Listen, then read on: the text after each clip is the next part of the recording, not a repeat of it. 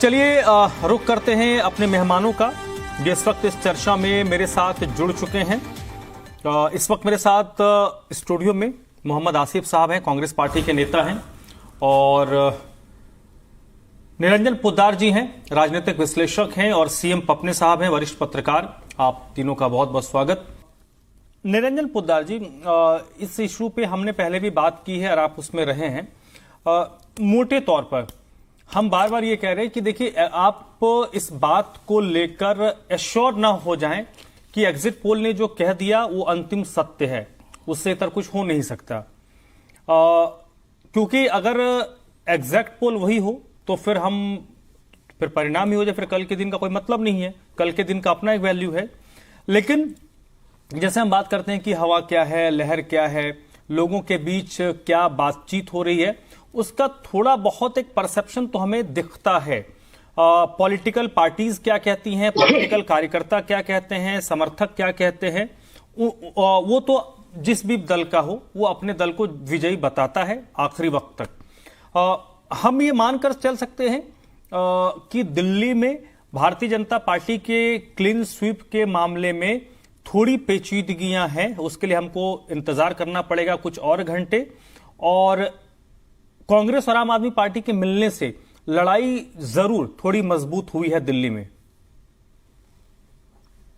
देखिए धर्मराज जी, आपके सवाल 2-3 बिंदुओं के अंदर मेरे हिसाब से जवाब पूरे हो जाते हैं आपका। पहली बात, जिस तरीके से आपने पूछा एग्जिट पोल के बारे में, तो मेरा यह मानना है धर्मराज जी, निश्चित रूप से जो एग्जिट पोल है वो एक विधि है, और विधि है वो केवल अनुमान लगाने की विधि है, वो कोई परिणाम निकालने की विधि नहीं है। और इसके लिए मैं बार बार एक ही चीज कहता हूं कि जिस तरीके से हमारे यहाँ एक नाड़िया वैद्य, तो वो कहीं ना कहीं नब्ज देख करके आपको बता देते हैं कि भाई आपके शरीर में बुखार है, और वो अंदाजा भी दे देते हैं आपके शरीर में बुखार 101 डिग्री है। ये अलग बात है कि थर्मामीटर लगाने के बाद में या साइंटिफिक जांच करवाने के बाद में ये एग्जैक्ट पता चलता है कि बुखार 101 डिग्री है, 1 डिग्री नीचे है या 1 डिग्री ऊपर है। लेकिन ऐसा नहीं होता है कि बुखार नहीं है और नाड़िया वैद्य ने ऐसे ही बोल दिया।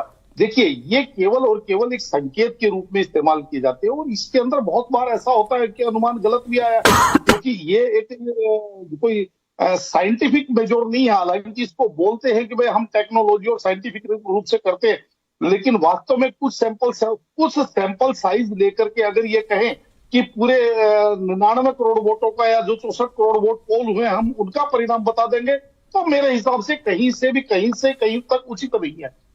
और परिणाम क्या होगा इसका अब मेरे हिसाब से ज्यादा आप ये समझ लीजिए 17-18 घंटे बचे हैं, क्योंकि मेरा ये अनुमान है कि कल 12-1 बजे तक जो टैली है वो अब लगभग ये एक संदेश दे देगी कि वो किधर जा रहा है, देश का परिणाम किधर जा रहा है, और मेरे हिसाब से 5-6 बजे तक सारा का सारा मामला क्लियर हो जाएगा।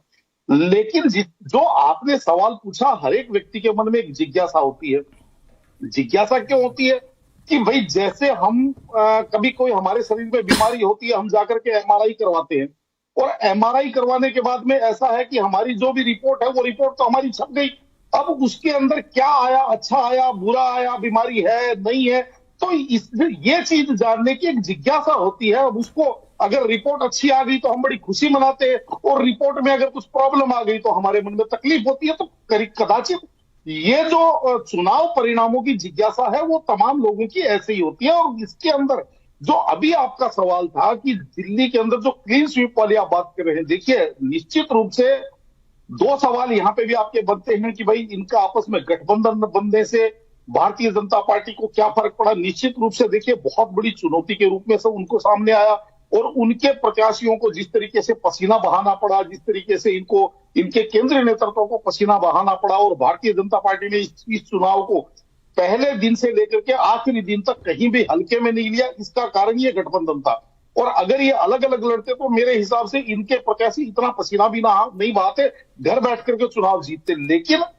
अब यहाँ पे दूसरा सवाल ये है कि 7 सीटों के ऊपर क्या क्लीन स्वीप हो पाएगा या नहीं हो पाएगा, इसके बारे में मेरे हिसाब से टिप्पणी करके धर्मराज जी अभी किसी को नाराज करना और खुश करना मेरे हिसाब से उचित नहीं है। अब हमें 18 घंटे इंतजार कर लेना चाहिए, क्योंकि मेरा अनुमान तो आज भी वही है कि भारतीय जनता पार्टी का 7 सीटों की तरफ भारतीय जनता पार्टी बढ़ रही है। बाकी अगर एग्जिट पोल ये दिखा रहे हैं कि भाई एक सीट पे प्रॉब्लम हो सकती है या 2 सीट प्रॉब्लम हो सकती है, तो वो प्रॉब्लम कौन सी एक सीट पे एग्जिट पोल ने ये नहीं बताया अभी तक कि भाई किस सीट के ऊपर प्रॉब्लम है। तो कल भी मैं एग्जिट पोल के अंदर डिबेट्स के अंदर था, तो मैं यही आपके चैनल पे भी मैंने ये पूछा कि आप 2 सीटें 3 सीटें कम तो कर रहे हैं, लेकिन ये नहीं बता रहे कि वो 2-3 कौन सी कम है। तो कहने का तात्पर्य ये सारी की सारी चीजें अब कल 12, 1, 2, 3 बजे तक आप ये समझ लीजिए सारा रहस्य सबके सामने होगा। ठीक है सर। निरंजन पोद्दार जी, देखिए कांग्रेस पार्टी क्या कहती है, इंडिया गठबंधन के दल क्या कहते हैं, भारतीय जनता पार्टी के नेता क्या कहते हैं, उससे हमें और आपको तो कोई कंसर्न नहीं होना चाहिए। जैसा मैंने कहा कि ये चुनाव इस बात का भी परीक्षण करेगा कि जनता ने किस पे भरोसा किया, किन मुद्दों के साथ जनता स्टैंड हुई। नो डाउट राहुल गांधी ने यात्रा की और उस यात्रा में उन्होंने कुछ पॉइंट रेज किए, लेकिन इक्विवेलेंटली आप उस मुद्दे के साथ साथ एक दूसरा मुद्दा भी लेते हुए चल रहे थे। मसलन देश में संविधान खतरे में है, ये जीत गए तो लोकतंत्र खतरे में आ जाएगा, ये जीत गए तो आगे से कभी चुनाव नहीं होंगे। ये पैरेलल चल रहे थे। और इवन की महंगाई और महंगाई का मुद्दा हो गया या फिर रोजगार का मुद्दा हो गया, ये मुद्दे कहीं ना कहीं दूसरे मुद्दे के सामने गौण हो गए। इन इश्यूज को ज्यादा रेस किया जा रहा था, इसके साथ साथ कुछ और इश्यूज को रेस किया जा रहा था। मुझे लगता है कि कांग्रेस पार्टी हो या इंडिया गठबंधन हो, आपको नरेंद्र मोदी के सामने जब आप जा रहे हैं तो, और भारतीय जनता पार्टी के वर्तमान मैकेनिज्म के सामने जा रहे हैं, तो आपको अपना होमवर्क बहुत दुरुस्त रखना पड़ेगा। साथ ही साथ सांगठनिक स्तर पर कांग्रेस आज ये कह रही है कि हमारे, अगर मैं थोड़ी देर के लिए मान भी लूं कि जनता आपके साथ तो स्टैंड कर रही है, संगठन कांग्रेस पार्टी का आज की तारीख में कहां है? क्योंकि चुनाव तो संगठन जितवाता है। देखिए धर्मराज जी, आपने बहुत अच्छी बात कही, लेकिन आपको एक चीज और मैं साथ में इसी आपका जो लास्ट बात थी इसी में मैं एक चीज जोड़ देता हूं। केवल संगठन ही चुनाव नहीं जितवाता, ये भी आप समझ के चलिए। संगठन बहुत महत्वपूर्ण चीज है, लेकिन राजनीति के अंदर जितना मैं पिछले 25-30 वर्षों से राजनीति को देख रहा हूं, राजनीति को समझ रहा हूं, राजनीति के ऊपर बोल रहा हूं, लिख रहा हूं, तो आप ये मान के चलिए कि मैंने बड़ी बारीकी से इसका अध्ययन किया या इसका विश्लेषण किया। राजनीति में धर्मराज जी हर बार 2-2 4 नहीं होते, कई बार 2-2 3 भी होते हैं, कई बार 2-2 5 भी होते हैं। और यहाँ पे जिस तरीके से हम ये बात करते हैं कि महंगाई का मुद्दा, बेरोजगारी का मुद्दा, महिला सुरक्षा का मुद्दा या फलाना मुद्दा, देखिए धर्मराज जी, आप 1000 लोगों से अलग अलग बात कीजिए, 1000 लोगों के आपको अलग अलग मुद्दे नजर आएंगे, 1000 लोगों के मुद्दे 1000 मुद्दे आपको नजर आएंगे।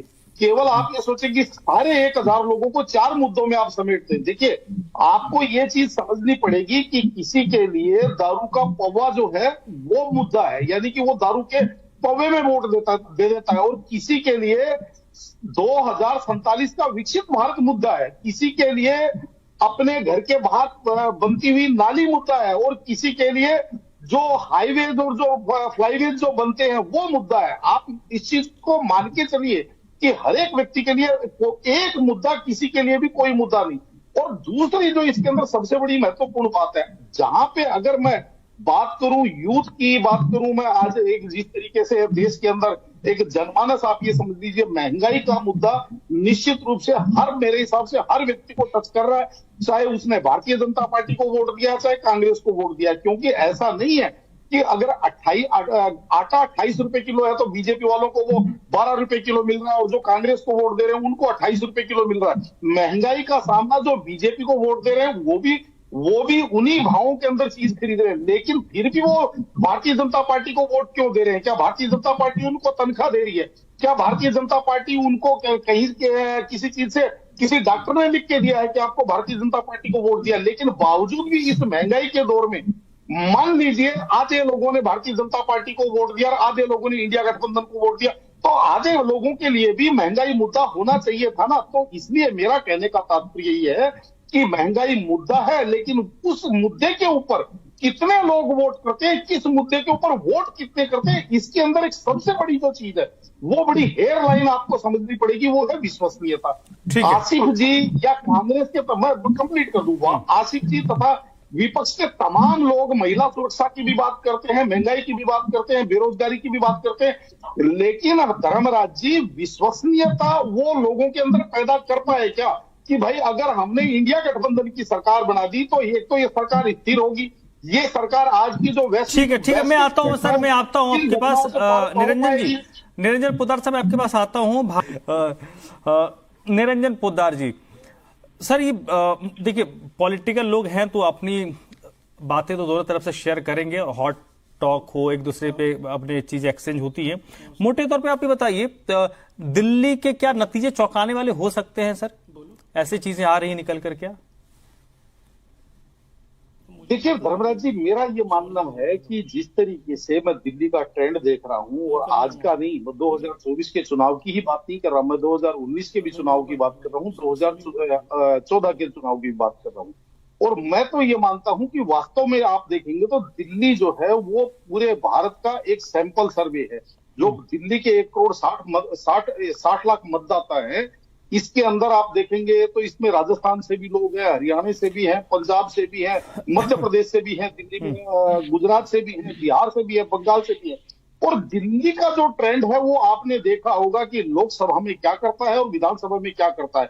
अब आसिफ जी कुछ भी कह ले, अवधेश जी कुछ भी कह ले, लेकिन जनता इससे अपना विवेक साबित करती है कि हमारे मन में हमारा भी अपना एक विवेक है। और रही बात, देखिए बहुत महत्वपूर्ण बात, मुझे यहाँ कहे बिना मेरे ख्याल ये बात अधूरी रह जाएगी। धर्मराज जी, सबसे बड़ी बात यह है कि कल जो भी परिणाम आए उनको जनता का जनादेश मान करके सिरोधार्य करना चाहिए, ना कि कल जाकर के और संवैधानिक संस्थाओं पे, संवैधानिक व्यवस्थाओं पे, संवैधानिक मान्यताओं पे सवाल उठा करके इस जनता के जनादेश का अपमान ना करा जाए। जो भी पार्टी जीते, जो भी पार्टी हारे, लेकिन आज की तारीख में अगर ये मान लिया जाता है कि नहीं हम तो चुनाव जीत रहे थे, जनता मतलब हमने अपने आप को मान लिया कि मैं तो चुनाव जीत रहा था, लेकिन मेरे को तो जो चुनाव इस वजह से हरा दिया। तो मेरा ये मानना है धर्मराज जी कि ये कहीं ना कहीं उस जनादेश का अपमान है। रही बात जो कहते हैं इस मुद्दे पे चुनाव नहीं लड़ा, उस मुद्दे पे चुनाव नहीं लड़ा, देखिए धर्मराज जी, ना तो आप किसी मतदाता को इस चीज के लिए विवश कर सकते कि आपको केवल महंगाई पे वोट देना है, या आपको केवल हिंदुत्व के ऊपर वोट देना है, या आपको इफ्तारी पे वोट देना। आप किसी को भी इस चीज के लिए वादे नहीं कर सकते। वो अपने मत का, अपने स्वभाव का, अपने विचार का स्वयं तय करेगा। और दूसरी बात, जो राजनीतिक पार्टी है वो भी जैसे खेल के अंदर होता है ना, अब ये कह रहे हैं कि भाई उसमें नहीं। चलिए सर, निरंजन जी इसमें मैं ठीक है पर सर, बहुत बहुत शुक्रिया आप सभी लोगों का, आप लोगों ने वक्त निकाला हमसे बातचीत करने के लिए। डॉक्टर अवधेश उपाध्याय जी, मोहम्मद आसिफ साहब, निरंजन पोद्दार जी, सीएम पपने साहब, बहुत बहुत शुक्रिया सर आप लोगों का इस चर्चा में जुड़ने के लिए।